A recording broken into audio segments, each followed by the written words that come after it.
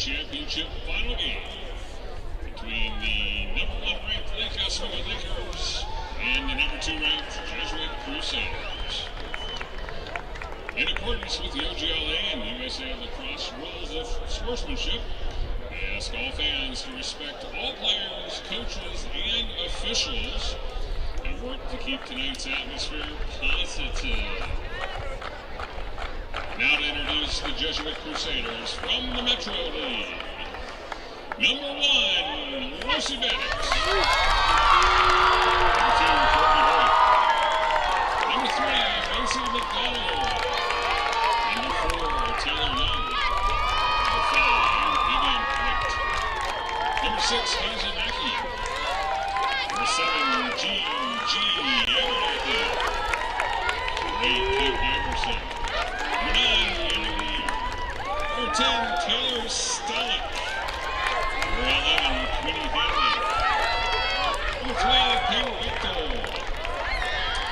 Number 13, Georgia Vascalos. Number 14, Izzy Camarano. Number 15, Odessa Knight. Number 16, Eddie. 23, Clara Comstock. Number 25, Blake Flanagan. Number 26, Manny Knight.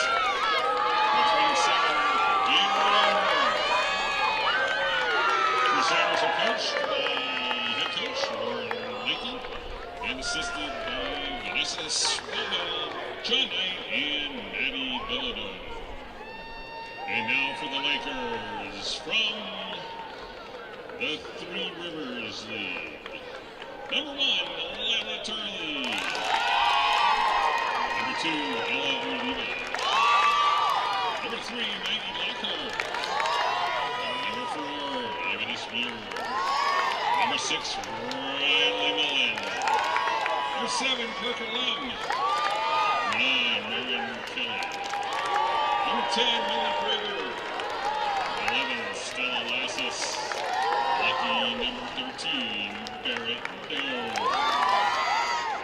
Number 14, Olivia Jordan. Number 17, Meredith Rubenstein. Number 22, Una O'Hara. Number 24, C. Coleman. Number 25, Daphne Heath. Number 33, Anna Materi. 35, Olivia Schaefer. Number 45, Lucy Wise. Number 46, Louise Silva. And the Lakers are coached by Paige Timber and assisted by Kendall Wetzel. All right, folks, if you would stand and remove your hats and get ready for the national anthem.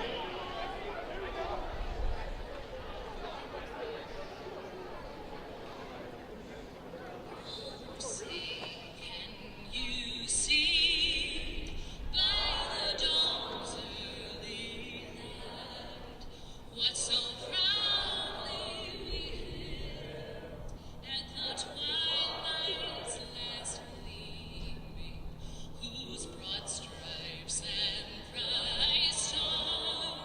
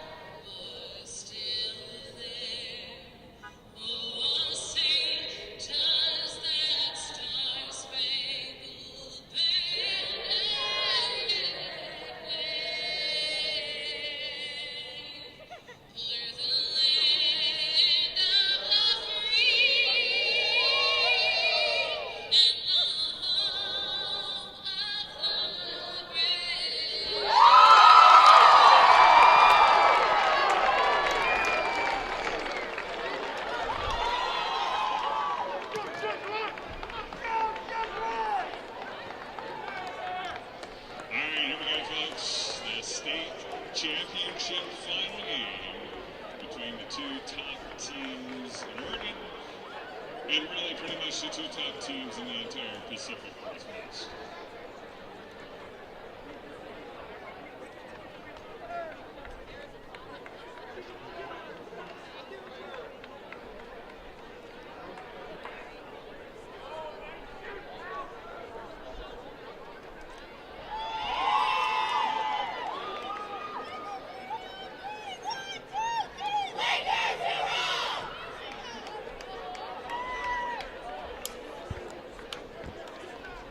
Good evening, Oregon lacrosse fans. Welcome to our OGLA state championship matchup between the Lake Oswego Lakers, ranked #1, and the #2 ranked Jesuit Crusaders. I'm Britt Hartmann, out here from Forest Grove, Oregon, head coach over at Pacific University, and I have with me Sean Hansen, assistant coach at the University of Redlands down in beautiful Southern California. Looks like I brought a little bit of sunshine for us tonight. Yeah, a little more beautiful than the last game that we were on this together for. Definitely some beautiful sunshine. Sean, what led us to tonight?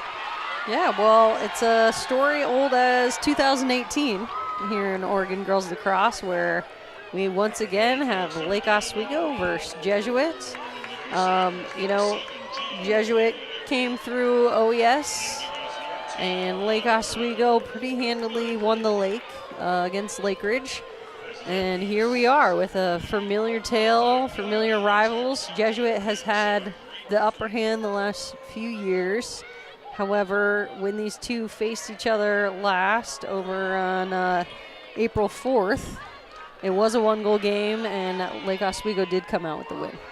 Fascinating. So do we expect the same outcome tonight?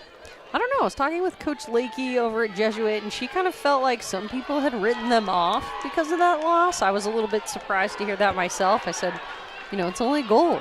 What are we talking about here? And she said, I don't know, just people think we don't have it this year, but we're fired up to play for our seniors. And then I think Lake Oswego last year was a little bit surprised to get back to the finals. And this year I think they're primed for it. Second year with Coach Timberg. So I think we're going to have a great game tonight. Absolutely. And here we are setting up the draw. We have #7, Gigi Abernathy, against #10, Millie Prager. Looks like we have a held cross. It's going to be Lake Oswego ball. And Lake Oswego is fired up for that first draw control. #7, Parker Lem, with a drive at the top. Ball out behind X. Prager coming in late, switching out that draw stick. Over to Barrett Doan. Barrett Doan trying to drive. Draws a flag. And that was a great little slip cut in by Lassus. I like that little roll that she was looking for. Might have been hard to get the shot off, so okay that she held onto the ball there with Doan, but Doan's going to take it at the hanging hash. Bit of a tough angle to take it from. Yeah, there might be a 2v1 here with Kelly, and quick feed into #1, Lila Turley. The pass is dropped. Yeah, that was where that 2v1 was. They kind of split those two. Good option from Doan. Official called a held cross. Potentially off ball. #11, Stella Laces is going to take the ball at the top of the 12. Looks like it's an indirect play, meaning they have to pass. Ball up to Kelly.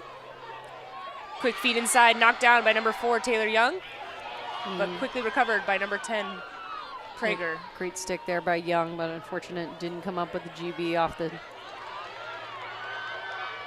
Have a held flag for Riley Mullen for a horizontal stick.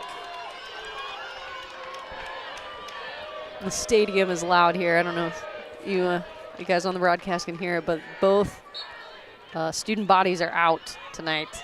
Excited to be here. We have a forcing through called against #6, Riley Mullen. That's going to be a turnover for Jesuit. #11, Quinny Hanley has the ball. Self-start.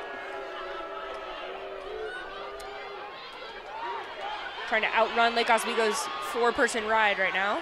Yeah, and this is something talking with Coach Lakey, that they can't do, and they know that. They're gonna need to use the lanes. They're gonna need to work all together. It can't be one person outrunning Lake Oswego, and you can see they're having trouble.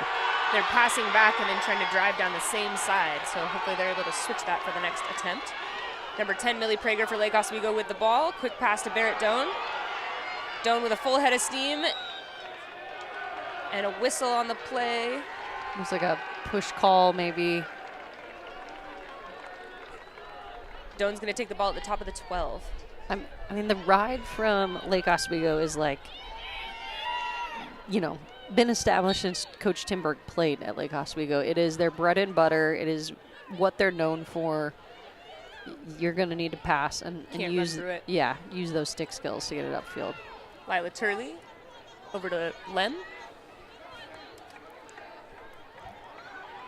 Lem trying to drive and draw two. Quick pass to Millie Prager, and it hits the ground. Jesuit comes up with it. I think that's Knight. That was a great ground ball pickup. That's something they're going to need to do that we saw Lake Ridge really struggle with, if you recall, in the first game. Just they would get the knockdown but couldn't come up with the ground ball. Let's see if they have a better options here in transition. Quick pass up the middle. We're pushing. Gabriel. Number 8, Kate Gabrielson. And that was a better job by them using Quinny Hanley in that midfield and then getting the ball out and kind of forcing Lake Oswego to make some tough decisions in that midfield. And then bouncers will go. Love the shot there from Gabrielson. Fake high, shoot low. It'll work all day. Don't even need a fake on the bouncers because they're so tough to read, honestly. So great choice there. You know, obviously, Lake Oswego didn't see a ton on the defensive end against Lake Ridge. So I don't know if that's a good or a bad thing. You can argue that they're well rested. You can also argue that they are too rested and maybe a little rusty. I haven't seen and have the competition they'll have maybe against Jesuit. So a great start though. Loving the vibes, loving the fire. 1-0 and we're already 8-16 in the first quarter. Yeah. We got number 7, Gigi Abernathy, number 10, Millie Looked Prager like she on the signaled draw. false start. We have early entry or potentially false start. Yeah, I saw her signal, and then it wasn't a strong whistle from that middle official. The lead ended up kind of taking over there. Jesuit ball. Lucy Maddox driving down the far side. And Coach Lakey did mention possession's going to be key tonight to get this win. So they've got one goal, and now they have possession right here. Save by number 45, Lucy Weishottle. I don't love the shot there. It's righty up on the right side, but you got a young player in Mackey, so you know. Big stick by Jesuit, knocks it out of bounds. Going to stay Lake Oswego ball. Looks like number 7, Gigi Abernathy with that knockdown. Great ride. Unfortunately, it went out. Yeah. Lake Oswego has a lot of players in the middle that are kind of open, so we'll see if they can utilize these 3 lanes and push the ball here. Ball up to the middle through Kelly. Kelly with a large head of steam, driving, feeding into Mullen. Mullen with a snag and a goal. Stick side hip with a great finish. And that's kind of what Mackey should have done, right? Is she got that stick in the left hand and was just able to shoot around Jesuit's keeper and Hester, and so that was able to establish her stick side and kind of slip that through. The other thing, I mean, props to her for staying out of the goal circle on that one. She had a head of steam and was able to just dunk it around and kind of get in. So we're at 1-1. 1-1, 7 minutes and 13 seconds left in this period. You can hear the Lake Oswego fans are pumped about that goal. So both coaches did talk about, and we always talk about it, probably any girls lacrosse broadcast you're going to watch or women's lacrosse is going to talk about the importance of the draw, these 50-50 opportunities, the game within the game.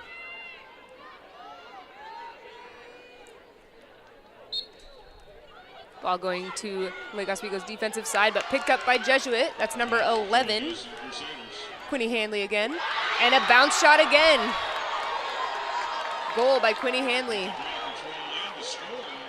And that one worked right there because even though she was driving righty, she put it on the opposite side, made the goalkeeper work for it with that bounce shot. A little bit unpredictable on this turf, especially since this is neither team's home stadium. We're in a neutral site tonight in Oregon City, so great job there.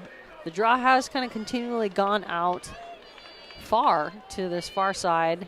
See if Jesuit makes an adjustment. Henley has a little bit of a height advantage. I don't know if that's something they're looking for. Let's see if, yeah, Lake Oswego opts to try something new here. Number 7, Gigi Abernathy against number 10, Millie Prager. Same direction. Comes up Gigi Abernathy with that draw control for Yeah, Jesuit. Turley had that in her stick, but Hadley's so good there, just coming up with a little bit of a check. Ball out of bounds. That's going to be Jesuits. ball. Interesting. I thought that went off of them. May have been hard to see. Yeah, officials did signal kind of a tip. Yeah, a tip. So they have a better view down there. Yeah, and we're over here. There's a little bit of shade on that side, but maybe caused ball, turnover by number 10, Millie Prager. Maybe ball doesn't lie, Britt. It's back with Lake Oswego. Riley Mullen with the transition, number 6. Good effort there from Jesuit to get back into the defensive end, though, so Lake Oswego couldn't push the numbers. Fast break. Yeah. Looks like we have a horizontal stick call. It was between the 8 and the 12, so that puts Mullen at the top of the 12. She opts to go through X. Number 11, Stella Lasis with the ball. Out to number 9, Marin Kelly. Instead of making Prager do all the work, they've opted to use one of their defenders here to switch out their draw stick and Lockhart. Doan with a dodge. Trying to get through that double team there, maybe trying to draw that double team and get a slip in, but looks like we have a push call. And officials are calling this one tight early. I actually thought that was, from the booth, it looked like some pretty good defense. Obviously, our purview is much different than those of our officials. Absolutely. We might be a little bit biased with the collegiate game as well. We had a held flag, but the goalie makes a save. That foul did not affect the shot, therefore Jesuit gets to keep that ball. Quick clear out to Gigi Abernathy on the far side. Again, trying to outrun that ride. Yeah, I would have liked to see Young just pop a little bit more so they had that option in the middle. Cross the body called. Lake Oswego not happy with that call, but there definitely was a stick across the body on that there. Quinny Handley up top. Oh, big shot from the just inside the 8. Bounce shot will go. Bottom off stick side. Great goal. Yeah, that's a next level move right there, because all she did was a little dodge and got her hands free. Once her hands were free, she sent that thing flying. You know, as we mentioned, Saddle hadn't really been tested at all last game, so you know she's got to make her way through this thing, and didn't see a ton of shots in the semifinals against Lake Ridge. Absolutely. That puts us at 3-1 Jesuit over Lake Oswego. We have 4 minutes and 55 seconds left in this period. Fastest sport on 2 feet is really given its name today. Yeah, last time Turley did get the draw, but then just a well-timed check from Hadley. That was the first one we saw there. Lila Turley with a draw control. They needed that draw here. Quick feed inside to Doan. Missed pass, picked up by number 10, Taylor Stolick. Not a terrible idea. Doan kind of had the edge, but you know, you might just want to slow it down. You don't want this thing getting too out of hand one way or the other. Jesuit struggling to find options through the midfield. Luckily, Gigi Abernathy there for that quick pass through the middle. They got a 2v1 here on this backside if they can play it with Young. Yeah, wide open right now. Oh, she faded back. Pass off to the side, and it's going to go Lake Oswego ball.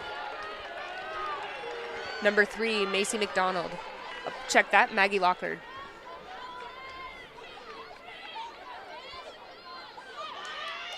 Hard ride from Jesuit. That's number 25, Meg Flanagan. Oof. Cross the body, kind of keep playing there. Barrett Doan with the ball in the middle. Jesuit's doing a nice job getting back, though. I got to hand it to them there. Even though Mullen scored on that one, they haven't really been able to push it on the fast break. Marin Kelly in a hard double team, trying to find options. Hits 7, Parker Lem, but a turnover by Gigi Abernathy. Big check by Lila Turley, trying to slow that fast break down. And well timed, too, because Jesuit did have numbers. Oh. Caused turnover, number 11, Stella Lasis. shooting space called there. Shooting space is a weird one. It's, you know, in girls lacrosse, you have to be within a stick's length. Otherwise, if you're inside the shooting lane, that's when it's called. So it's just a safety call. Barrett Doan with the second inside hash. Doan is a player that likes to run it in frequently. We'll see what she decides to do here. Very good at protecting that stick. Runs it in, drops it low, but Jesuit goalie was ready for it. Huge stop on the doorstep. I think she dropped it low and then kept it low. In that situation, you might want to then rip high or hitch high and then shoot low. So good stop by the keeper there, but maybe a little bit too easy to read. That's Evie Hester with that save there. And here we are, as I back talked about the shot. End. Yeah, they got the ball back. So Marin Kelly up top. That ride just difficult. Lila Turley. Looks like they're trying to create a lane. Yeah, and I like them slowing it down here. Coach Timber talked about they have a number of attacks to hit you with, depending on where they see the matchup. So, you know, they're down 2 with about 2 minutes to go. Smart to slow it down and Millie find Prager your with option. An ISO and a bounce shot again. That's almost every single one, except for the first goal by Mullen. Yeah, bouncers will go. Bouncers will go. It's number 10, Millie Prager, able to create an isolation and drive and hit that off-stick hit. And I like that shot because Prager was up so high, even though she's not tall. So she had that tall, high release, bounce it in. You know, hard to track there, difficult for the goalie. Any level change is hard to read. That ball is very small and it travels very fast. That puts us at 3-2, Jesuit over Lake Oswego. 1 minute and 55 seconds left in the period. Important draw here. We had the last one finally go up instead of to the outside, so looking for that again. That was Lake Oswego won that last one. Same draw group again. Number 10, Millie Prager with Gigi Abernathy, number 7 for the Crusaders. Same location approximately. Comes up, number 1, Lila Turley with that draw control.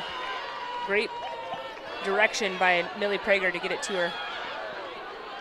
Parker Lem with the drive. Opts to pull it back out. And that was the draw that Millie had just won, Prager had just won, was the one that was causing Lakeridge so many problems. It was going out to that side, and then they were winning it off the ground. So when Prager's winning it, that's probably where it's going to go. Lem over to Turley. Out to Kelly. To Prager. Bit of contact from number 7, Gigi Abernathy. Back to Kelly. Lake Oswego opting to slow it down just a bit. Really wanting to capitalize on a goal opportunity here, maybe get the last shot before the end of the quarter. Yeah, not the worst idea to try to get yourself maybe 20 seconds left and then really attack. No possession clock at the high school level, so they're really in no rush. Kelly with a lane. Signature roll step. Stopped by defender number 10, Taylor Stolick. Yeah, great 1v1 defense by Stolick. You know, no question that she should be a first teamer there for her league. Lem with the ball behind. Just 30 seconds left, so, you know, they need to get a shot on here. Kelly up top. Nice big backdoor cut. Oh, missed wide. Yeah, and that is like textbook what you tell kids. Like, they overplay you, just cut back door. Clock's not stopping here. Doan with a ball and a shot, but saved. Yeah, I got to be careful with that, Doan. Just in the girls' game, you know, you don't want to end up with a kind of a silly yellow card to start the second period. Understand the urgent. You always hear people say, "Oh, shoot it." It's like, you got to be safe. Yeah, but you still have to be safe. If you do hit someone, for those watching not familiar with lacrosse, it is called a dangerous propel. It is your job as the shooter to make sure you're not shooting into someone's body. So, and that's just with the ball. If you hit them with the stick, then it's dangerous follow through. So all kinds of things you could be called for, which is why the rule book's about 99 pages. So if you need something to fall asleep to, folks at home, highly recommend the girls lacrosse rule book. Sean, how often do you read your rule book every year? 4 times a year. Yep, once at the beginning, once in the quarter way through, and then once when you're trying to find a rule that you feel like your team needs that day. All right, so we got 2-3. Jesuit up right now. But, Lake Oswego's had plenty of times on possession. I think Jesuit's obviously doing a nice job finishing their shots. We got Hadley with 2, Gabrielson with that opener. So a little bit balanced right now, but they're just getting their hands free and shooting those bounce shots right now. Bouncers will go. Yeah, and I think Jesuit is struggling a little bit against the ride against Lake Oswego. I think that's kind of their bread and butter. That's what they're known for. So Lake Oswego is getting second chance opportunities. I'm curious to see how that will play out kind of as the game goes on. Absolutely. If you are coaching your team right now, what are you telling Jesuit, Sean? Jesuit, I think, we're up by 1, so that's a good thing. Just win the next draw and get into our offense. I do think you don't want to get into a track meet. I mean, Jesuit has amazing athletes as well as Lake Oswego, but for me personally, I wouldn't want to get into a track meet with them. So just making the most of our possessions, which I do think they are doing right now. Absolutely. And if you're Lake Oswego, are you telling them get the next draw also? I just think they haven't had as quality looks as Jesuit. Like we saw Turley with that great backdoor cut, and it didn't go on frame. I think we just got to test Hester a little bit more and get a couple more shots on frame. Both teams are playing great. This is just what you hope for in a state final, Absolutely. Close game, 3-2. We're about to start the second period. Let's see what each coach has up their sleeve.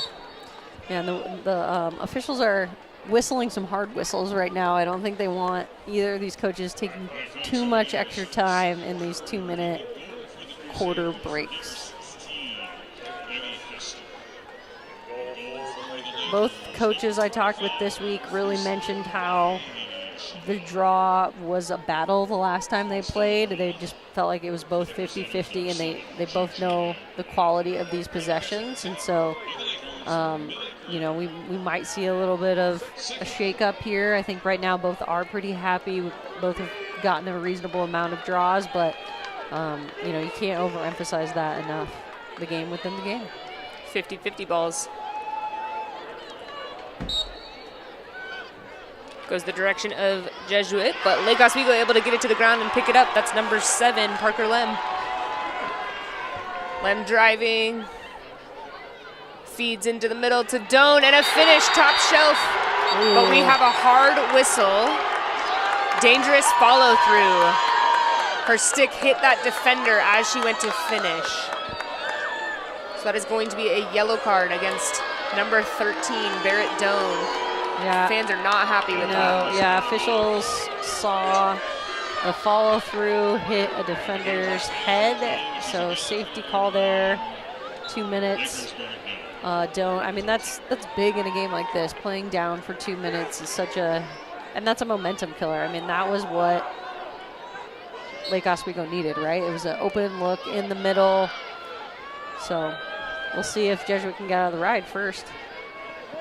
Hard contact against number 2, Courtney Bach. Oh, she's signaling cradle in the sphere. Cradling in the sphere. That's going to be a turnover. Lake Oswego ball. And you don't see that enough, in my personal opinion. I love that call.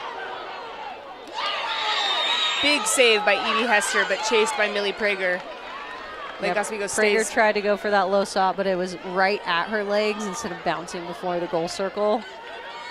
Let's see if Jesuit makes a defensive adjustment, being a player up here. Looks like they're sending a bit of pressure, and a caused turnover by Gigi Abernathy. Yeah, maybe Lake Oswego just a little bit too relaxed playing catch there. Ball out to Kate Gabrielson, down to Lucy Maddox. Maddox looking for an option. Opts to slow it down. Quinny Handley, and a big feed inside to number 8, Kate Gabrielson. That is a goal. Assist by number 11, Quinny Handley.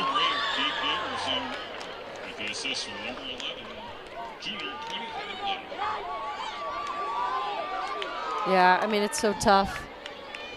When your player down, maybe not used to playing a zone defense, or maybe you don't make the adjustment and you leave the just 2v1 on the backside, but that requires a next level of communication defensively. And obviously as attackers, you're trying to find the 2v1 a lot of times. You're trying to dodge to create a 2v1 on the backside, so easier for the attackers. So Jesuit has made a slight adjustment in dropping 5 back. Trying to slow down that fast Yeah, break. just looking for that fast break against Lake Oswego. Obviously don't need it right now with player up still, but slight adjustment there from Jesuit. Oh, might have got a little bit early movement. Resetting, I think, by the officials. Once the official backs away, the players are not allowed to move their stick until the whistle is blown. So you'll see a lot of early draws for that reason. Straight up. Pick up by Gigi Abernathy. Great ground ball pickup. Quick pass up to Lucy Maddox. Good help there from Maddox on that pop. We have a held flag for a horizontal stick. Lucy Maddox is going to take it at the second inside hash. Good hash here from Maddox. Britt, what's your call? Your player up, you could work it around, or you could give him the green light. Player up opportunity, I'd give him the green light.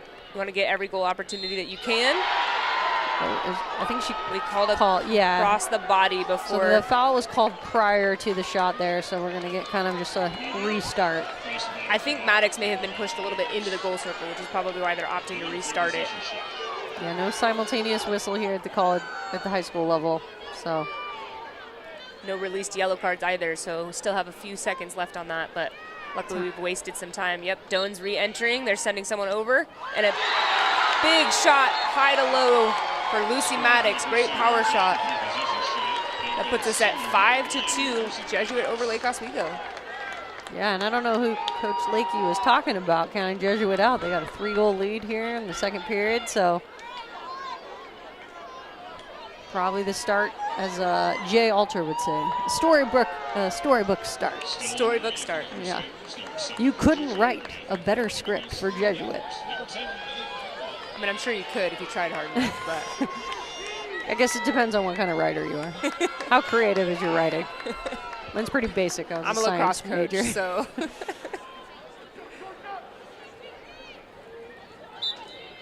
Another one up. Ball to the ground and popped up again and snagged by Kate Gabrielson. Using that height there to be able to bring that down. Lucy Maddox. And they're just kind of allowing the pop from Maddox, and they might want to seal that off a little bit. Maybe it's too easy to get over. Yeah, maybe make Jesuit work a little bit harder to get over. Ball with Hazel Mackey. Out to Georgia Daskalos. Down to Young. Looks like they're just setting some off-ball picks right now, trying to shake loose a cutter. Daskalos. Lefty drive with a rollback. It shakes loose. That's number 7. Parker Lem with that caused turnover. Lockhart picked it up. Up to Prager. Jesuit again doing a great job of stopping that fast break. Big opening on the backside for Kelly. Kelly with her signature lefty drive and missed. Mullen there to back it up. Stays Lake Oswego. Yeah, you don't hate that though, because you got the backup with a player lower than GLE. So women's lacrosse, another one of those weird ones where on a shot, it's closest to the ball when the ball goes over the line out of bounds. So that's why they're able to maintain possession here. Kelly finds Lem. Lem looking for some options on the inside. Lake Oswego doing a good job of sending the double cut from the same location. Big feed inside to Prager. Shot and miss. Mullen there to back it up again. Getting some quality looks on the inside, just not finishing on frame right now. Mullen down to Lasis. Lasis up to Turley. Up to Kelly. Kelly opting to drive. Feeds space. inside, but shooting space call, yep. Looks like that'll be at the second inside hash. Right, so as that defender slid in, they were just in the lane of Kelly, and that's not somewhere I would personally want to be in. I don't know about you. No, not with those shots she's been throwing. Looks like she's gonna opt for the power shot here.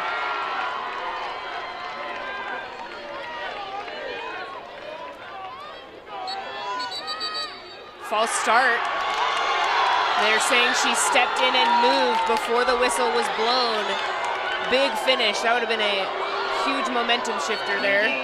Yeah, I think she just kicked her foot up a little bit. I don't know if it was, you know, movement to goal, but she had kind of risen her foot. Yeah, any movement, I guess, once the whistle blows. So that ball is going to go where the foul was. So number 11, Quinny Hanley, has that. Quick pass back to Evie Hester and an outlet up to number 23, Claire Comstock.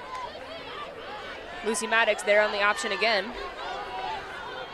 We got Gabrielson to the outside here. Flanagan with a drive. Ooh. Held flag, but Flanagan able to pick up that save and keep it Jesuit ball. Great hustle play. Ball down again. Gabrielson. And you can see Coach Lakey on the side, just kind of calm down. We don't need a goal right now. Let's get into our offense and find the best look. Oh, checked on the act of the shot, so probably changed direction for the goalie, but a bounce shot went in. Yeah, and that was lefty, so I don't think Maddox could kind of get the power maybe that she wanted on it, but because of the tip, it just lowered just enough to slip right in there. Yep. Really hard to read after yeah, the stick I think gets checked. Weisaddle got a tip on it, but just not enough to make the save and keep it over the line. So Lake Oswego is going to take a timeout before this thing gets a little bit too out of hand. It's only 4 goals. We got 6:03 left in the second period, but you know, in games like this, momentum is so huge, Britt. Absolutely. I just think she just wants, Coach Timberg, second-year head coach, just wants to stop the bleeding a little bit before things feel too out of hand, especially with a younger team, right? Jesuit only has 2 seniors. Lake Oswego has a big junior class, a few seniors on their team, but still both these teams are relatively young. So call a timeout, slow it down, try to figure out how to get your looks that are good. They're sending really good feeds into the middle. They're just not falling the way they want them to. And I think, one of the things you're telling your team, right, is like, hey, we've gotten quality looks. We're just not shooting them on frame. We've had a few calls maybe not go our way, but that's not a controllable. So let's just peel back the layer here and focus on what we can control, which is getting more looks on frame. Have we really tested Hester yet? Like, have we really forced her to make quality saves? And, and we're still in this. I mean, it's 4 goals, which is, as we both know, absolutely nothing in the grand scheme of things, because goals can happen so quickly in the game of women's lacrosse. 12 seconds approximately. It's the fastest goal I've seen. Yeah, about that. Score is 6-2, Jesuit over Lake Oswego. We have 6 minutes and 3 seconds left in this half, in this period. Let's see what Coach Timberg has drawn up for her team, see if she has the ability to overcome that 4-goal deficit. Yeah, and the draw, I mean, it's truly been 50-50, right? I think we saw Prager win a couple of them. A couple of them have gone up high. A couple of them towards Hadley of Jesuit. So, it's a battle in there. Coaches were both concerned about that. They truly feel like 50-50 is up here. They do indeed.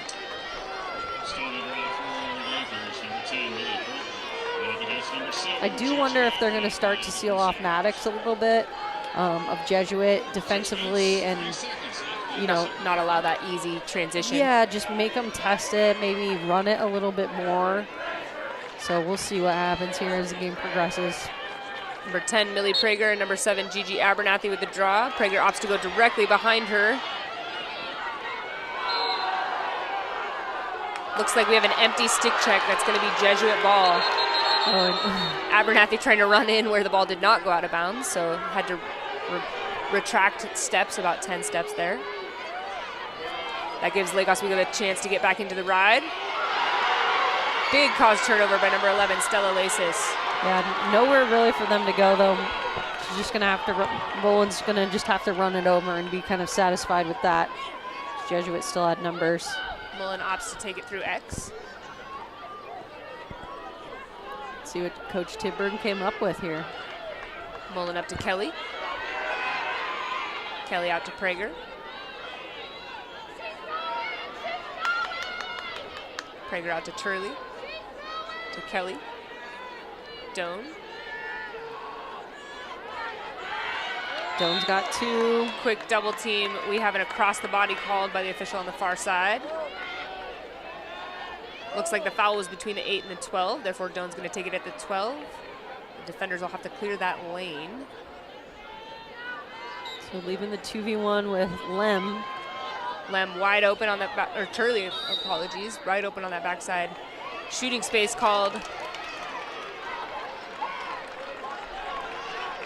Okay. We're not going to lie to you guys. The 7 and the 1 kind of look like. I think we've established it is a 7 at this point. So Lem, apologies. Hit pipe. Did Hester get a piece of that? I think one? Hester got a piece of it, and then it hit out pipe. Yeah. And then Taylor Young able to come up with that huge ground ball. Checked by Turley. Not a terrible check. Let's Lake Oswego come up with their ride. Honestly, that check would have been legal at college. Turley getting ready as a junior. Turley's off to one of our friends, San Diego State. Sunny California, bringing it with her. Odessa Knight trying to find an outlet.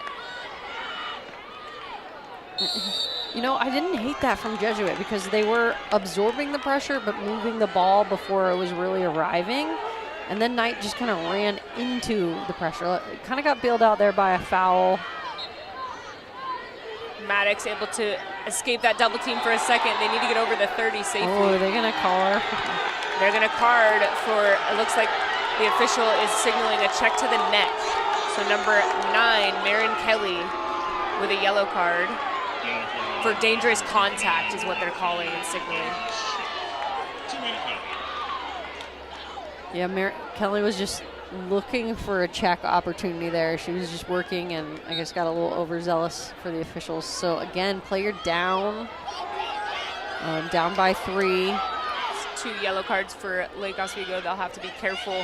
If you get up to 4, you play down for the remainder of the game. Big cause turnover by number 1, Lila Turley. Now we know it's Turley. We know our numbers. Out to Lasis on the far side, hits off of Jesuit. It's going to stay Lake Oswego ball. Yeah, great effort there, though, by Mackey, just a freshman. Unfortunate it went out of bounds, but efforts there. Love to see that as a coach. Lake Oswego doing a really good job of swinging the field. Maggie Walker trying to find an option after a double team. Gives a trail pass out to Lem. Yeah, and if they get it out wide, I think they'll be fine to get it over. Yeah, you have Mullen open there on the far side. Don't need it. Quick feed inside and a finish by Doan. Nope. Oh, they counted it. She was able to tiptoe around that goal circle and keep it out. She had kind of dropped. The official had kind of dropped her hands, and I'm not great with miming, but I thought because of the goal circle. Yeah, I thought because of the dropped hands we were going to have one. So I mean, we talk about momentum, right? Or as they say in men's lacrosse, a juice goal. And that's it right there. You're a player down. You needed a goal. So you battled in. You fought a little bit. And now you're only down by 3. Didn't take much time. So awesome job there to get the finish. That was Doan, right? That was Doan. Yep. Doan playing twinkle toes down there on the It's impressive goal footwork circle. for sure. Puts us at 6-3. Jesuit over Lake Oswego. 2 minutes and 31 seconds left. See if that juice goal gave them the momentum shift that they need. Opportunity Prager with for the draw. Prager there. Across the body called. Prager with the advantage. And I think they just continue to Huge go. 1v1 stop. Yeah. Well-timed back check by Young. Hester able to pick up that ground ball. A little bit of high contact there for Mullen. Got to be careful there not to get overzealous. A great stick. Great stick by number 1, Lila Turley. Giger Abernathy able to come up with that ball. Check through the sphere. Stays Jesuit. It's chaos out here. Yeah, it ball's on the ground, so giving Lake Oswego another opportunity to just ride here. Mackey with the ball. Clearing out a lane for her to drive. It looks like Elo's. Draw 2 and huge there save. It was. Oh, so at the college level, the defender can reach into the goal circle. Unfortunately, at the high school level, they cannot. So Rubenstein there, a little bit unlucky. because she kind of reached in to just help secure it. She's already ready for Furman. I think that's where she's committed, but tonight, not so much. That is one of the rules that I want to transfer to the high school level. It did look like the card released, so we're back to even with 1:20 to go here, so they can play at least defensively even right now. Daskalos.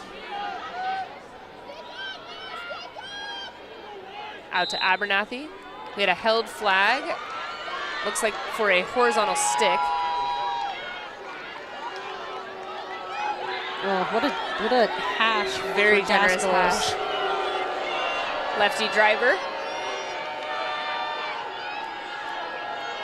Jesuit also with a lot of weapons on this team on the attacking end. Huge fake and finish. Had a little bouncy on it, didn't it? Had a little bounce. Fake and finish by Georgia Daskalos off of the top center hash. That puts us at 7-3. Jesuit over Lake Oswego. Coach Tim Berg did talk a little bit about not wanting to foul too much, not wanting to get Jesuit on the 8-meter. I think she mentioned last time these two played, it was about 8 goals from 8 meters. So, you know, if you're Coach Tim Berg, you're not really happy with that. That's kind of how the best of you happened last time. But, you know, great job to Daskalos for driving in hard, taking your stick high, finishing kind of right before that bouncer. Absolutely. Officials continuing to call this very tight. They don't want to get anything out of hand. Ball releases over. Comes up Lake Oswego. That's number 4. That's Murr. Murr's got some speed. I haven't really seen Murr. Mullen able to pick up that pass with a cross check against. If I'm out low, or even if I'm getting fouled in the midfield at this point, I'm just slowing it down just a second because both teams are just so early to collapse. Good back check by Daskalos there. 30 seconds left. Turley able to maintain possession. Need to set something up quick. Quick feed into Turley, and no, they blew the whistle before. Yeah, for shooting space, that makes sense. You have an automatic stop.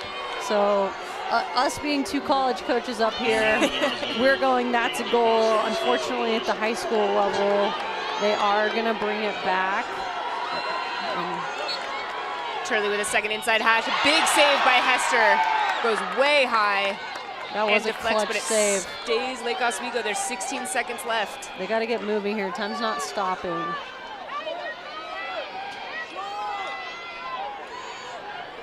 Prager with a drive and a flag, and they stop the clock in the last 2 minutes of each half. So we have 5 seconds left on the clock. It looks like Prager's going to get the first inside hash. She can take her sweet time to relax a little bit, make sure she puts a quality chance on cage.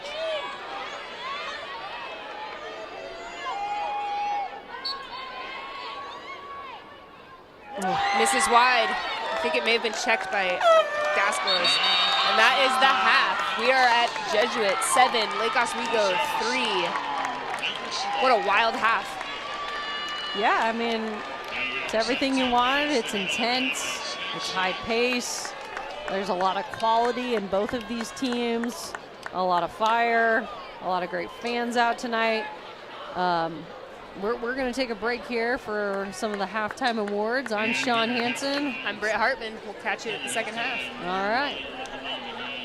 2024 Oregon Girls Lacrosse Association Awards.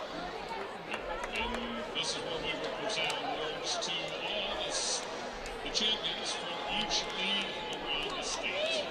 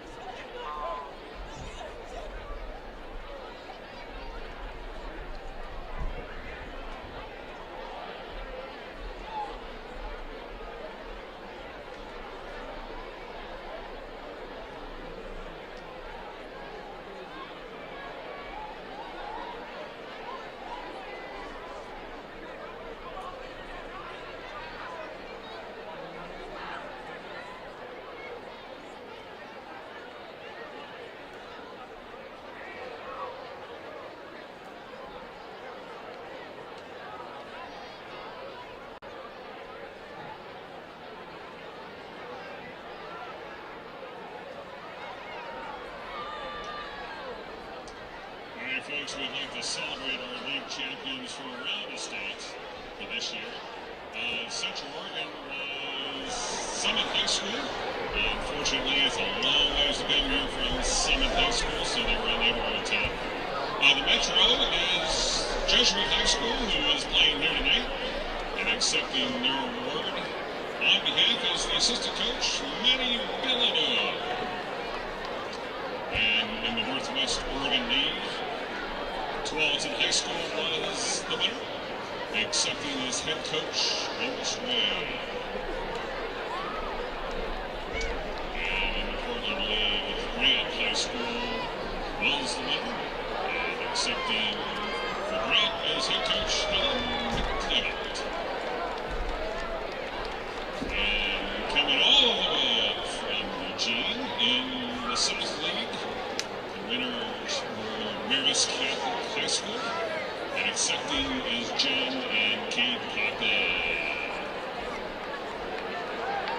And in the Three Levels League, the winners were Lake Oswego High School, who are playing tonight, and accepting as their amazing athletic director, Chris Coleman. And the winners of the Willamette Valley League was West Albany High School, but they weren't able to make it. Congratulations to all the winners and all the league champions from around the state of Oregon. Good job.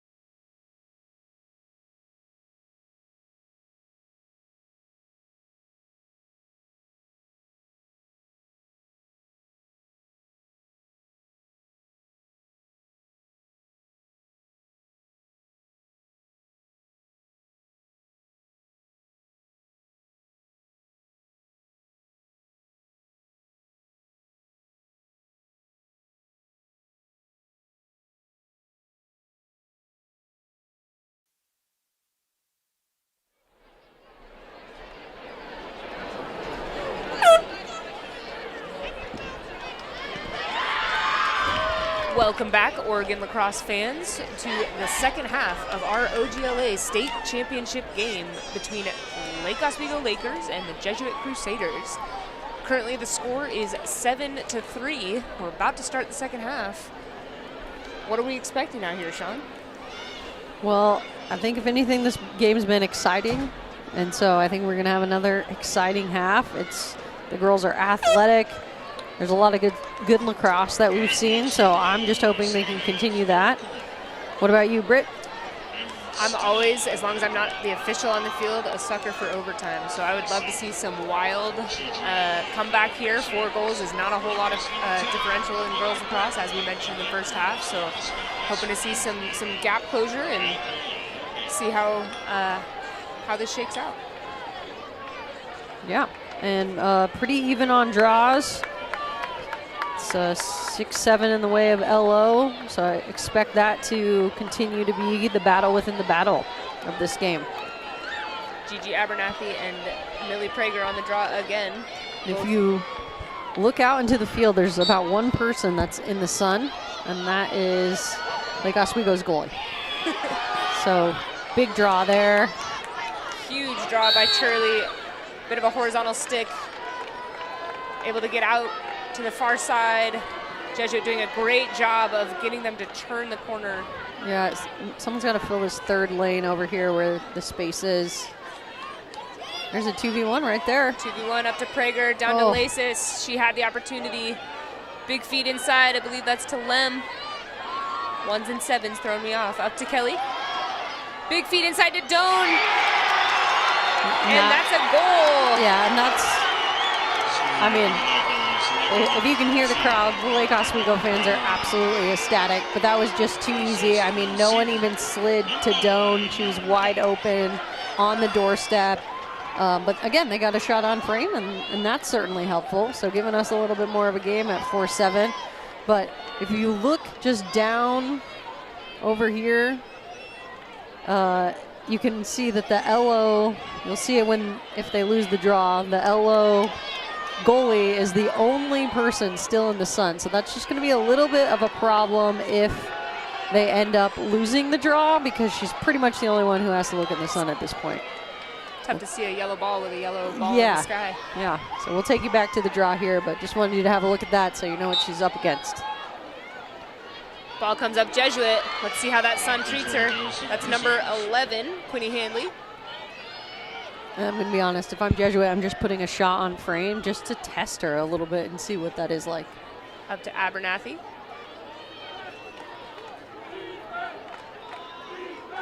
Out to Handley. Trying to set a double pick there. Handley looking to drive. Able to feed to the backside to number 4, Taylor Young. Gabrielson with a pickup off that ground ball. Coach Lakey asking the team to settle there, reestablish their attack. Abernathy drawing 2. Out to Handley. Great defense from Lake Oswego there, holding their 1v1, sliding early if they need the help. Handley able to drive and redrive, and a big finish, bottom stick side low. Again, the announcers curse. As soon as I say they're doing awesome defense, holding their 1v1s, getting quick slides. Handley's got to go out and make me look like a bad guy here, and just hard dodge going to cage. Drive and redrive will get you every time. Rubenstein almost had the back check there, but just couldn't quite get it. Handley's so quick with her release on those shots. That puts us at 8-4. Jesuit over Lake Oswego. 10 minutes and 21 seconds left in this third period. This game's going by quick. I don't know how you feel, but it's flying. Yeah. Might be the lacrosse nerds in us, though. Hopefully it's flying for you guys at home as well. A little bit of adjustment from the players off the circle. A little bit of gamesmanship over there, moving. Trying to get positioning depending on where that ball is going to go. You'll hear Prager talking to her circle team here, trying to get them to move to shift where she's going to put the ball. Looks like the official's struggling to set it in the middle. having officiated both of these teams, both draw takers here right now put a lot of pressure, which makes it really difficult to be able to set that ball centered. Well, fighting for it, a little bit of contact. It comes up like Oswego. it's Lem for you. Lem with a huge head of steam driving through. Ooh, Checked as the shot happened. careful on Sends that it one. high. Elo almost had no one to back that ball up. Luckily, Lasis able to get their ball out to Mullen. Mullen driving, sending the ball up to Lem. Up to Kelly. Out to Doan. Giving her a big lane to the right-hand side. Great 1v1 defense by Jesuit there. We have a flag. The officials are stopping the clock. Ooh, yeah. Looks like a check to the head. Yeah, they're signaling towards the neck region there. That's number 2. Vote. One of the seniors. Vote.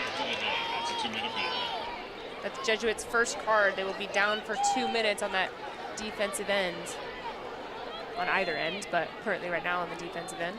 Yeah, so sometimes just unlucky as you make contact. Sometimes your stick kind of rides up into the head neck region, and that creates a little bit of contact. Officials are going to call that one every single time just to keep the game safe. Doan over there on the hanging hash, opts to feed it up to Kelly. Kelly to Turley. 2v1 with Mullen and Lem on the backside. Now it's Lasis. They were quick to cover Kelly, though, that's for sure. You don't want to leave Kelly wide open in the Yeah, middle. and now it's between Doan. Prager. Doan wide open in the middle, but they missed it. Kelly's open on the backside now as Doan pulls down. Kelly's still open. Doan with a snag and a huge save by number 16, Evie Hester. I don't know if that's the shot Doan was trying to put on. She really had to reach for it up high. Ooh. Eric Clear goes out of bounds. That's going to go Lake Oswego ball. Just a little bit of an overthrow there by Hester. And giving Elo another opportunity. They just need to get it over here. Ooh. See, for us at the college level, we're like, oh, green card. Green card for them being offside. Yeah, I think the offside. official made a determination that it didn't affect play, so opted to leave it. Kelly with a rare miss there, fighting for that GB. Comes up Abernathy. Huge ground ball pickup, being down a defensive player for Jesuit. Turnover. Miscue there. Yep, number 17, Meredith Rubenstein. That Elo pressure. I think that was a little bit too close to the head for comfort for the officials. So Elo with another chance here, but Jesuit's going to good job just running off some of this time. Might be able to get away with not giving up a goal player down. Kelly turning the corner, trying to draw. Hits Ooh. Lem on the backside. Checked as the ball was shot. Changed the direction for it for Evie Hester. Bounces in. Yeah, and I'm a little bit surprised there wasn't a shooting space right when she caught that ball, because there was a couple Jesuit defenders definitely not within a stick's length, and all Lem did there was really try to find a safe shot. So kind of had to drop the handle a little bit and shoot kind of around the defenders. Great job there by Lem to finish. Now we got a 3-goal game. Absolutely. It puts the score at 8-5. Jesuit over Lake Oswego. 7 minutes, 43 seconds left of this quarter. Looks like the sun has finally dropped below that stadium there, so hopefully won't be in it. Just about to say, I'm starting to get a little chilly. I'm sure none of the players or officials are. Big draw control by Turley and a check through the sphere against Gigi Abernathy. Lake Oswego ball up to Lem. I mean, if they can just pass to their second level there, they got about 3 players open. A little bit of initial contact and an offsides. Interesting. Yeah, defensive offsides at the high school level is almost a non-starter, unless you're all the way in. But yep, if the foul doesn't affect play. But even if you're all the way in, it's usually a held flag if it's a scoring play. Kelly with a huge drive. Held flag for that large check that was there, but Lake Oswego able to chase it. It's going to stay Lake Oswego ball. Yeah, important chase there by Laces. A great hustle, though, by the first year out of Jesuit. Flanagan. I think that might have been Comstock. Oh, Comstock. Yep, Yeah. You're right. They do look a little bit alike. Oh, Big check across the back there. big ground ball here, and that's Kelly able to keep body positioning and get that ground ball and draw the foul. Hard whistle down there. yeah. Things are just picking up a little bit here. The intensity, great effort from both teams. Oh, Prager wide open. Recovered by Gigi Abernathy. Passes it to Turley. Turley with a big shot from the outside and a finish. And I think if you're San Diego State coach, you love to see that because she dodged, she got her hands free, she sent a beautiful bouncer, really testing the goalkeeper now. The last few they've been able to get on frame. I think Kelly's having a little bit of an off night just with her shooting. Her dodges are still great. A really important ground ball. She's playing awesome on all that, but her shots just aren't hitting frame right now. I think it's possible that they're putting so much pressure on her defensively. You'll notice that they put Gigi Abernathy on her a couple times, and that's a lot of defensive pressure, so it's maybe getting in her head a little bit, who knows. But yeah, she's doing a great job of keeping possession and moving the ball around the 8, but her shots just aren't dropping. So we had a time hit called by Jesuit, obviously looking to take a little bit of the sting out because we got a 2-goal game now, which, we're just lacrosse fans up here, so we were hoping for a great game, and we're getting one. Jesuits, I think they're just fouling a little bit too much. They're playing tough, they're playing hard, but you don't want to continually put Doan or Turley or Lem or any of these kids on the 8-meter. Or give them second opportunities, right? Because if it's a held flag, then they get to bring it back out. So, and then the last few draws, I think Lem and Turley have kind of come up big for those. So momentum kind of shifting towards LO. Jesuit still with a 2-goal lead. So, nothing easy for sure. Absolutely. 3-1 goals this quarter. So Lake Oswego is trying to close that gap with what started at this half with a 4-goal differential. So we're at 8-6. Jesuit over Lake Oswego. 6 minutes and 12 seconds left. And Jesuit did make a draw adjustment here. Yeah, it looks like number 8, Kate Gabrielson, against number 10, Millie Prager. No, apologies. Is that number 10? No, it is. Yeah. Okay. Can't see the jersey numbers from here. Yeah, we're going blind up here for you guys, so please understand how much sun is currently in our eyeballs. But they moved Abernathy to the circle, so still keeping her active, but just switching out who's actually taking the draw here. And Gabrielson, I thought, did a great job against OES. I agree. Phenomenal job at directing. She also is pretty tall and able to get those high snags, so if she opts to self-draw here, might be pretty successful.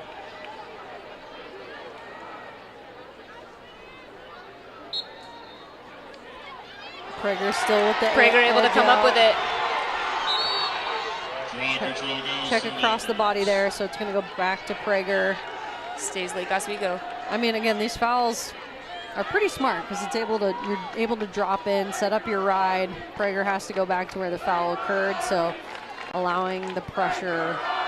They do have to be careful about the number of fouls. Officials can give a repeated major foul card, which turns into a yellow, but luckily they're able to get over safely without that. Lem trying to split the double, and a huge stop by number 4, Taylor Young. Kelly with the dodge, out to Doan. Doan able to break that double team, and a huge finish, stick side hip. And Doan, also a San Diego State University commit. I love her dodge. She made second team, but I think she's got a great little bounce, change of direction, able to split, and a nice finish by her. Just a hard shot, kind of mid side, but. Yeah, I think it was off her stick side hip, able to finish that there. Such a hard finish that she was not able to track it, number 16, Evie Hester. I agree, great dodge. Understated player, in my opinion, if she's only second team. Yeah, I mean, to be fair, TRL is littered with awesome players. So many. But, yeah, Doan having a great game. What was she at 4 goals? Looks like 3. 3 goals. Either way, great game. Huge draw control by Kate Gabrielson. Looks like we may have had a check to the head on number 10. And Millie Prager. Coach Timberg not at all happy with the call. It's going to be Ella's 3rd card, so they have to be a little bit careful here. Can't afford another yellow in such a highly contested game. Coach Timberg might have to take a page out of Ella's Lauren Anderson's book and get some lollipops for the sideline because she is displeased with the call there from the officials. Fair enough, yeah. Can't get a coach card at this point. Young, not with a worth drive. it, for sure. Oh, Feed inside to Abernathy, and it hits the ground, but Maddox there to pick up that backup. Jesuit doing a really great job of having backup for their teammates. yeah. LO giving them the pressure, though. They're not just going to sit back in this player down scenario. I mean, both Turley and Lem were applying the pressure. Absolutely.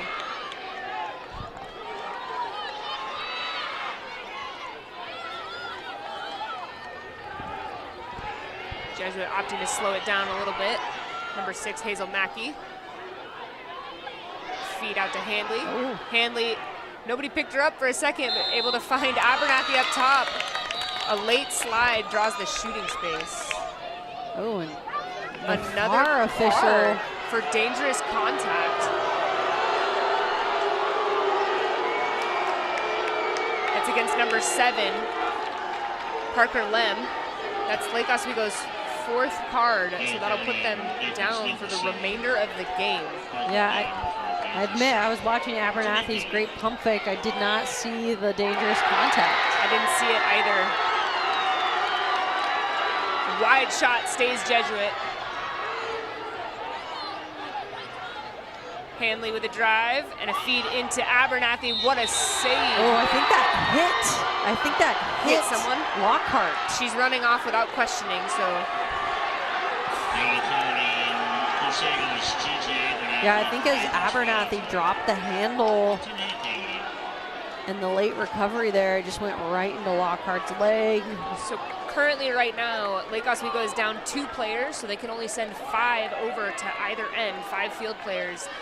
Jesuit is down 1 player, so they can only send 6. So we'll have an advantage opportunity for Jesuit. They have a player up still for 2 minutes. A great find there by Kelly. You can bring one more over here. Sean, as a coach here, are you trying to push it so that Jesuit can't get set up in that double team, or are you trying to just work the clock a little bit to save your defensive end?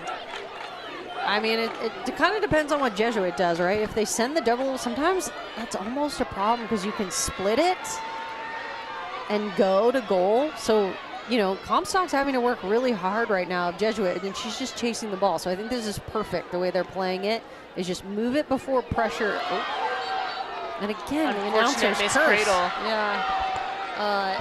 I think they were doing a good job, though. They were wearing out Comstock, and then they could look to attack the cage to really present that player up. But I think one of the huge cause turnover by Prager. Yep. So we are even on either end, at least for another 30 seconds. Ooh. How'd you feel about that one, Britt? Passed right back to the goal. What are you going to do, I suppose? Jesuits just Hanley trying to outrun their ride. Outrun it. LO got to play really disciplined the rest of the game because you just can't afford a silly foul. Great find and snag by Taylor Young. Young out to Maddox.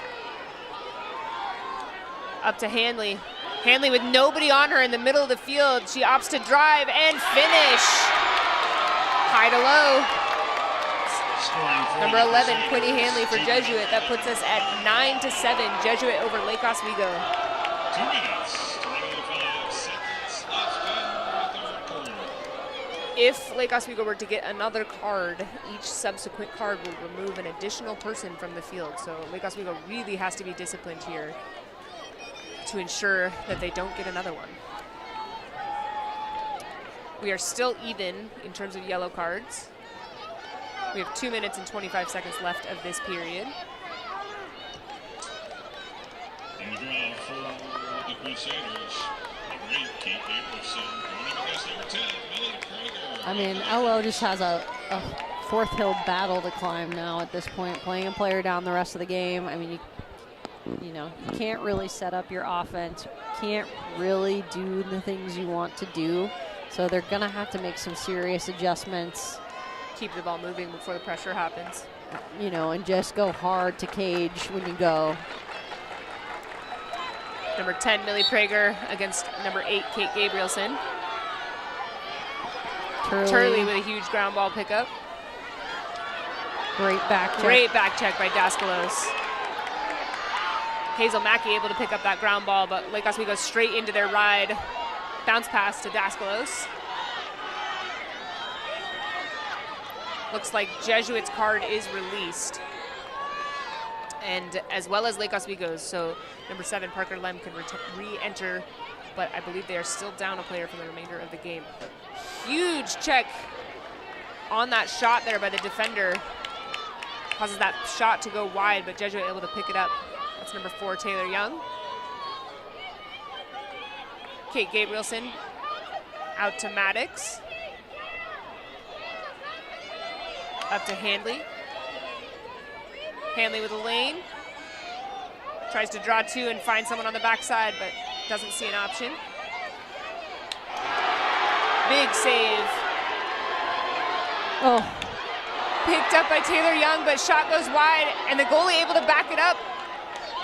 Oh, man. I'm actually surprised at that call because I didn't really think anyone controlled it off the shot rebound. I agree. It's possible that if the ball was not going to go out of bounds without tipping it, then it stays their possession. But yeah, so a couple little nuances, folks, in the rules there.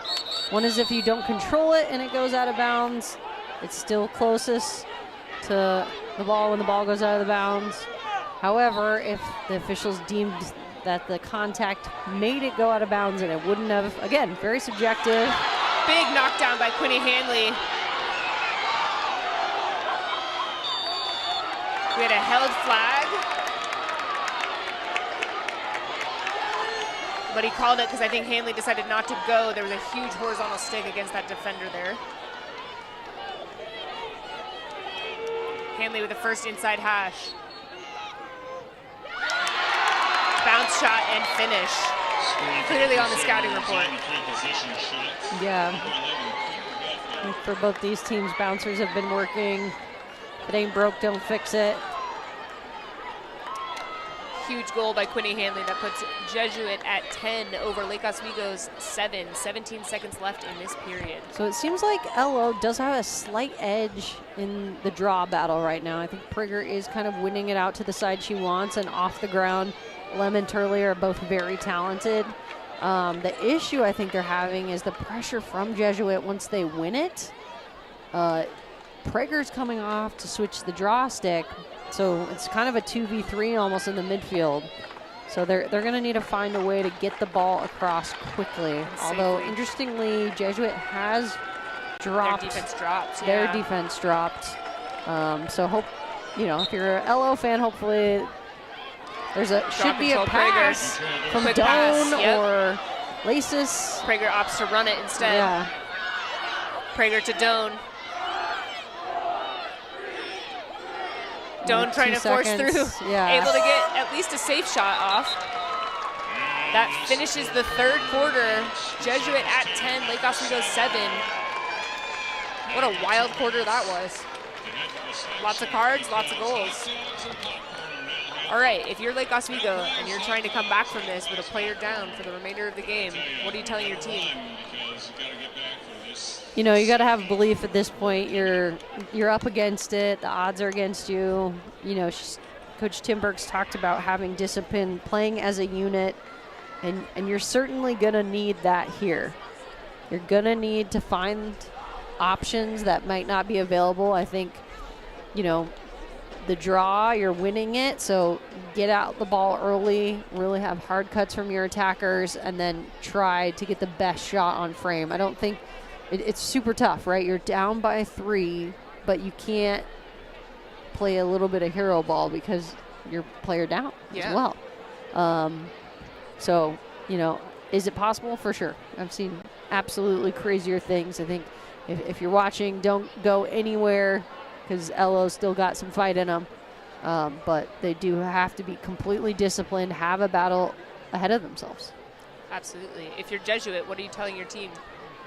It's a great question, Britt. What are you telling your team? All right, as a coach, I think I'm looking at trying to get my team to spread out, use the full clock when they have possession on the attacking end, not forcing any takes that, you know, might potentially, you know, turn the ball over, et cetera. Make sure you have backup on the backside. Really trying to be patient and make sure that you're not forcing it into the middle once you have possession. And then on the defensive end, they also have 2 cards, so making sure that this quarter doesn't lend them to more. If they were to get 4, that'd be also a potentially interesting switch up to this game. So, yeah, we'll find out. About to start the 4th quarter. Yeah, 7-10, Jesuit up. Each coach still with a timeout remaining. So, you know, that might be something Coach Timberg uses as kind of a little halftime to the quarter, the period. You know, utilizing it as maybe a little break since they're playing a player down and going to have some extra work to do. You know, it looked like on the defensive end, they were just opting to try to leave the 2v1 on the backside. You know, that I think Jesuit's going to have an easier time finding that. You know, their defense is pretty strong. They've only had 3 teams in Oregon put up 10 or more goals on them. So it's obviously a talented group, but, you know, tall order here for sure. Back at the draw, we have, looks like Gigi Abernathy is back on the center circle for Jesuit there, or on the draw, apologies, and then Millie Prager still taking the draw for Lake Oswego. Let's see what they have up their sleeve.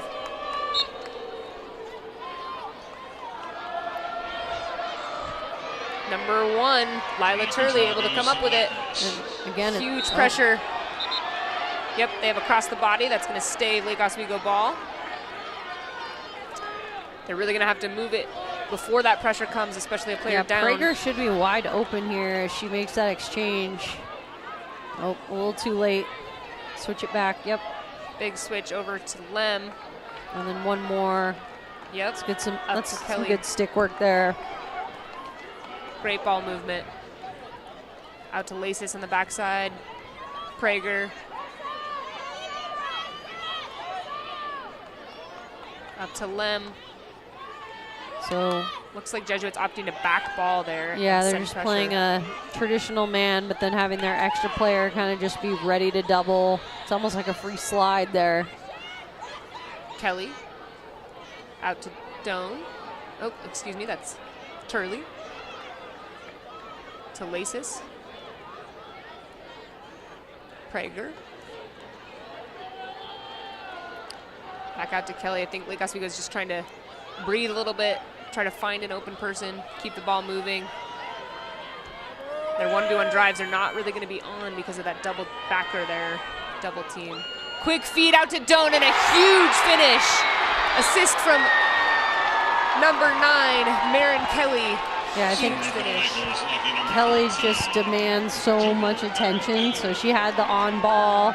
She had the backer already biting, and then she got a 3rd defender to occupy her, and that allowed Doan to just make a really smart slip. And then a great catch and finish by Doan. Doan has a beautiful shot there. So that, I mean, that's what LO's going to have to do. They're going to have to work it around, try to get the backer a little bit tired. Be patient.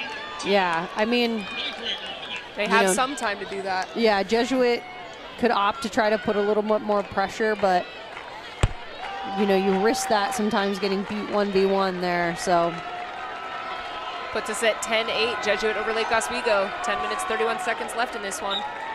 In regulation, I suppose. We'll see what happens at the end.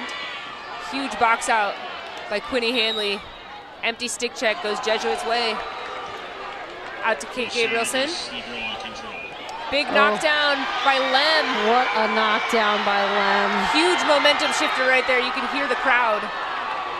I mean, for them not to have to go play player down defense again. Lem handling the pressure well. Out to Prager. Up to Doan.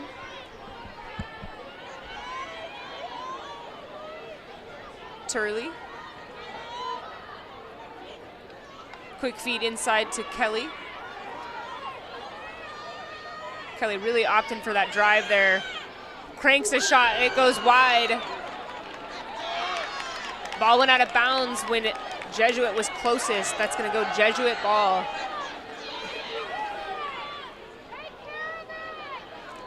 You can hear the coaches down on the sideline yelling, take care of it.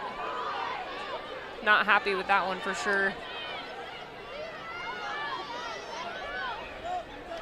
LO's gonna have to work really hard in this ride here. Great hustle. Man, number 6, Hazel Mackey has eyes in the back of her head, able to switch sticks right before that back check came. Good communication from her team. Young just cradled that ball right out of her stick, but looked like maybe an empty stick check called. Yep, that's gonna be an empty stick check. That'll be an indirect, meaning they have to pass the ball. Yep, they're putting the offender in front there. So Young cannot shoot, she has to pass. So 2v1s right there with Young and Gabrielson. So, I mean, LO's gonna have to make a little bit of an adjustment defensively right now. Jesuit has so many weapons, you don't really want to leave any of those players open. Especially not Gigi Abernathy. Abernathy with a pass inside to Maddox. Maddox able to keep the handle. Mackey able to get out safely. Young out on the elbow. Looking for options on the inside. Young up to Hanley. And they're pulling that backside, so Maddox is kind of open right now. She's kind of free to roam. Pick and slip, and it works. Oh, LO able to crash just in time. What a back check. Huge cause turnover by number 1, Lila Turley. Yeah, and you know, they had Lem open. They need to hit it sooner. Oh, miscue there. Pass goes into the turf in front of her teammate. Turnover goes Jesuit. Yeah, they had Lem open because Jesuit's opting to drop one back. So one of the players on LO, if they can win the ball, is going to be wide open. But don't want to be throwing it out of bounds when you're down 2 and down a player. Gabrielson on the backside. Jesuit opting to make a sub here. Ball out to Handley. Jesuit perfectly content with wasting time. If you're LO, do you start throwing the pressure? Eventually you're going to have to do something. I don't know if it would be full pressure necessarily, or maybe just try to jump a double. Looks like they're sending it a bit, yeah. On a player you think you can win, or maybe steal the adjacents and really do the pressure there, but. Hanley with a drive and a feed inside to number 6, Hazel Mackey. Top shelf finish.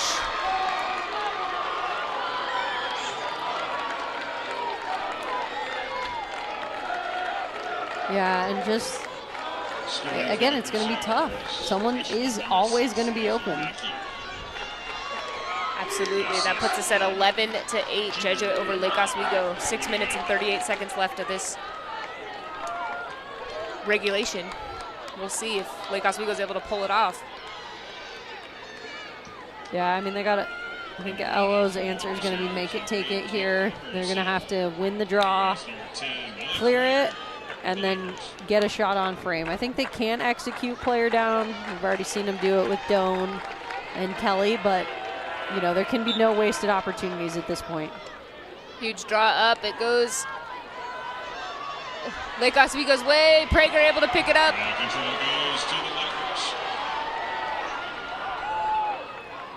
Prager out to Doan. Doan with a drive and tipped on the shot. Stays Lake Oswego. Stella Lasis there to back it up.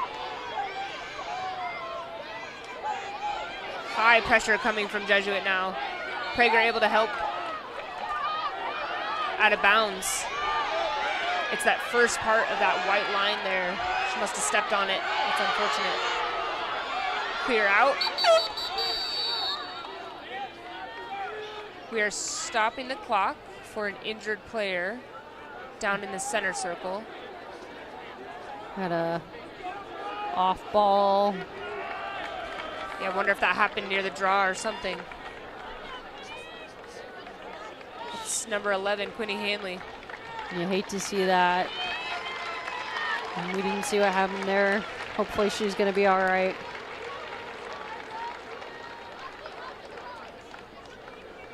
So ball's going to remain with Jesuit. The clock was simply stopped to allow for the ATs and coaches to come on to get the player removed. She is looking like she's walking under her own power a little bit, which is good. Maybe she got the wind knocked out of her or something. But Lake Oswego 8, Jesuit 11, under 6 minutes to play here in the game. Play restarts. Quick pass out to Lucy Maddox. Big swing from Lake Oswego. Maddox up to Abernathy. Abernathy gets over the 30 safely. Opts to take it outside. Again, Jesuit probably content to waste a bit of time. Huge opening for number 6, Hazel Mackey, but a big stop by number 45, Lucy Weishottle. Jesuit able to recover that ball. Gabrielson out to Abernathy. Lake Oswego sending the pressure now. Feeling the heat, they really need the ball back. Ooh. Big swing by Lem. Yeah, LO's gonna have to continue to play discipline. They're gonna need to apply the pressure and just look for tips, clean checks, flags up on the opposite side. Looks like we had a foul on number 3, Maggie Lockard. Meg Flanagan will be able to get, looks like the hanging hash down there. Clock's just running. This is not, if you're an LO fan, this is not what you want to see. Quinny Hanley re-entering the game. Looks like she's okay.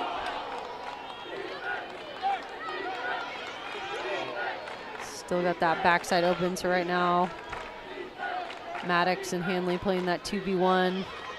Now Abernathy. Big cut inside, and a fake, and a save! But the backup, I mean, that's... They got to come up with that ground ball. Yeah, that's what killed Lake Ridge in the opener of this state semifinals, was just made the save, rink kick save.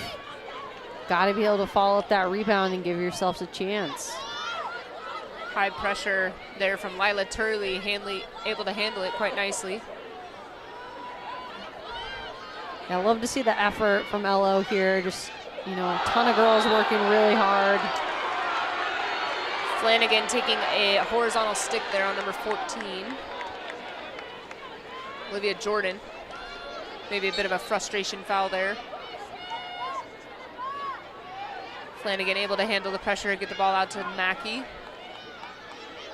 Mackey down to Daskalos, below GLE. Out to Mackey. Jesuit seems content to just play catch and throw right now. Not really looking to go to cage, well off the 12. Keeping the ball hot.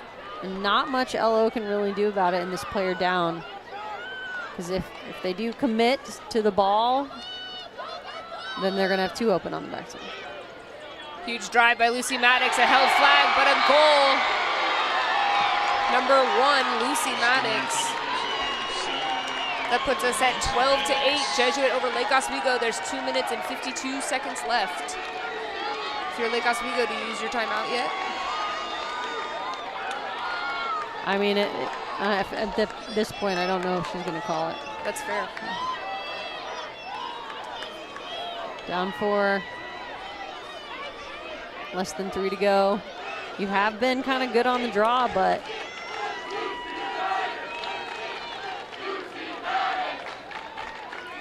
you can hear the fans over there cheering on number 1, Lucy Maddox. Great senior leader. Coach Lakey had great things to say about her. Both seniors, she said, are the kind of players that you want to play for and you want to get behind and give them this last state championship. Box out. A lot of contact by Abernathy.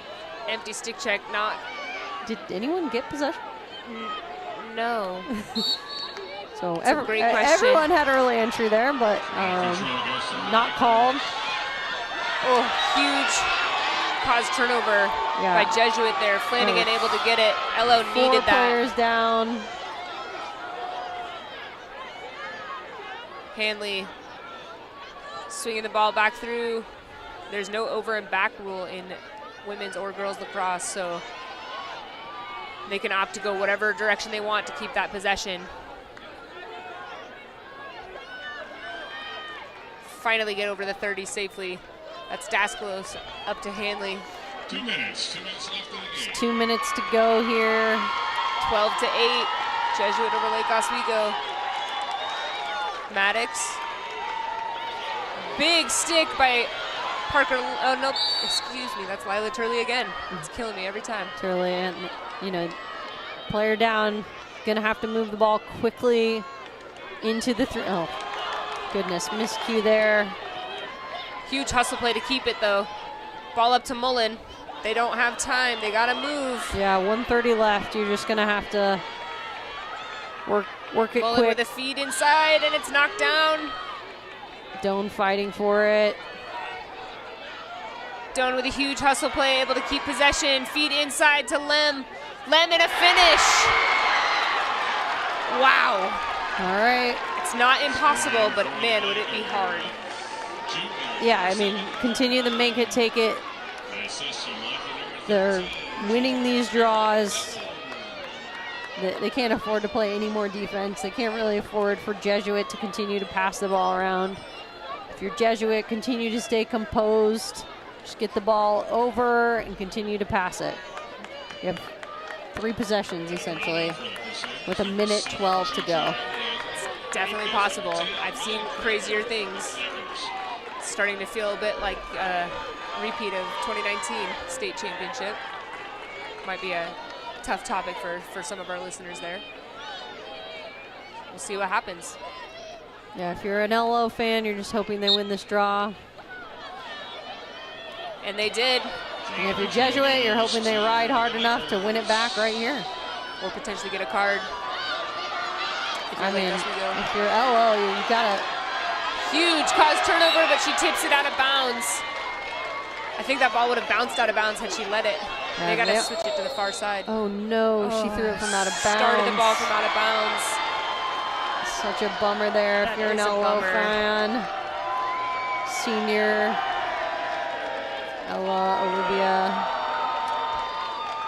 That might just be the nail in LO's coffin, unfortunately, for those fans out there. 30 seconds left. If you're a Jesuit fan, you know, another one. Unreal. What a precedent Coach Lakey and Coach Colson before that have set for this program. 10 seconds the left. Fans, the student body from Jesuit is feeling like they got this one wrapped up. 5 seconds. And that is the final. Your 2024 state champions for Oregon girls lacrosse are the Jesuit Crusaders with a final score of 12-9 over Lake Oswego. Jubilation for Jesuits. Ecstatic. Another loss, unfortunately, for Jesuit. Or for LO, excuse me. Lake Oswego has been here 2023, 2022, 2019, the last time they won it was 2018 against Jesuit. So it's a familiar battle, familiar story. You know, it's going to be heartbreak for Lake Oswego right now, but some great effort, some great lacrosse out there from both teams. All these girls should be super proud of themselves and the way they represent Oregon. And, you know, they gave us, fans of the sport, a great game. So I'm Sean Hansen, assistant at University of Redlands, and thank you so much for joining us one more time. I'm Britt Hartmann, head coach at Pacific University. Until next time. Thanks for joining us. State championship. But before we do that, I'd like to list the all-state teams. These are the best players in the entire state of Oregon. First team attack. Chase Speakman, Lacrosse High School. Georgia Daskalos, who was out playing tonight from Jesuit. Maren Kelly, who was out playing tonight from Lake Oswego. And Ruby Halpin from OGLA. First team minis. Avery French from Lake Oswego. Aaron McDevitt from Grant High School. G.G. Abernathy from Jesuit High School. Said that a couple of times tonight. How about her best friend, Millie Prager from Lake Oswego High School. Nora Bluff from St. Mary's Academy. Olivia Cutts from Idaho Hills. And Connie Hanley from Jesuit. First team defense. Anna Ciano from Britt. Megan Lockett out playing tonight from Lake Oswego with her friend Meredith Rubenstein from Lake Oswego. Along with Taylor Stock from Jesuit. And the first team goal, Sarah Lewis from Idaho. Second team all-state teams attack Anna Sherlock, Britt, Amber Wilson from Oswego, Barrett Doe, Brooklyn Schiller from Westland. Second team minis, Ashley Hendrickson from Beaverton, Allie Johnson from OES, Iowa Turner from Lake Oswego, Brett Turpin from River, Parker Lim from Lake Oswego, Ruby Mackey from OES, Sarah Hawkins from Summit. And second team defense, Dylan Presley from Westfield, Anna Longer from St. Mary's Academy, Jojo Cobus from OES, and Meredith Shea from Cleveland. And second team goalie, Grace Houlihan from Lake Lodge.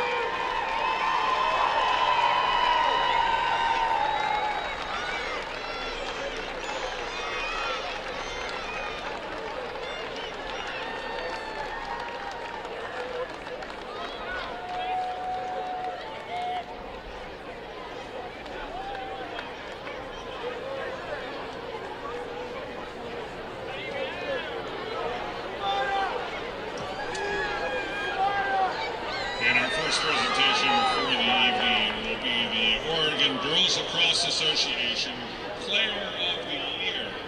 This is the best player in the entire state of Oregon.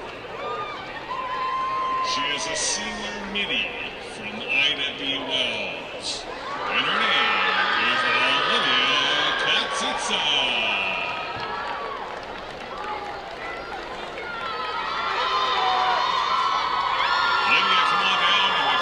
$6.9 million check.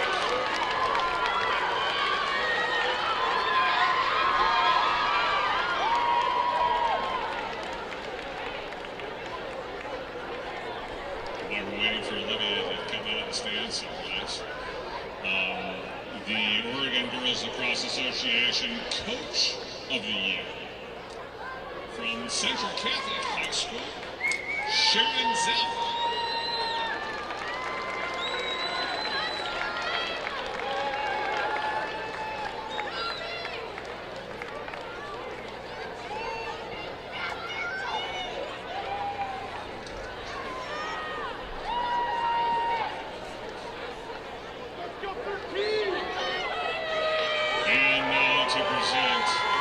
Championship runner-up for the 2024 Oregon Girls Lacrosse Association season.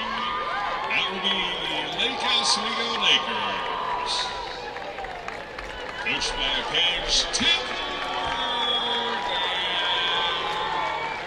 Kendall Watson. Congratulations, girls. Remember, you beat them back in April. They beat you in May. We'll call it almost even. Although I guess the girls in green and black will agree with me on that one. And accepting that giant trophy with their name on it, Jesuit High School's Crusaders, winners of the 2024 state championship.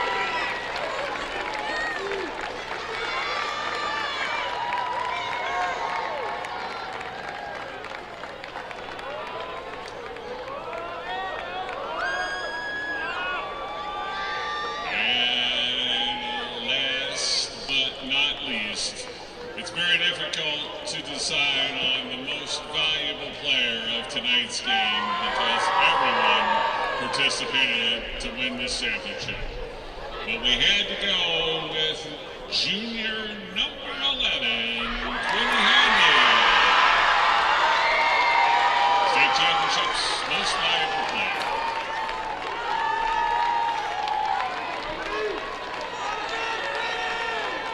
Once again, thank you fans, thank you players, coaches, especially seniors.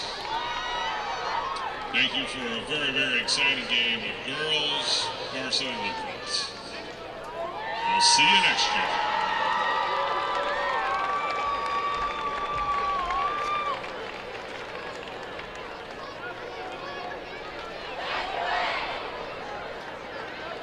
Thank you.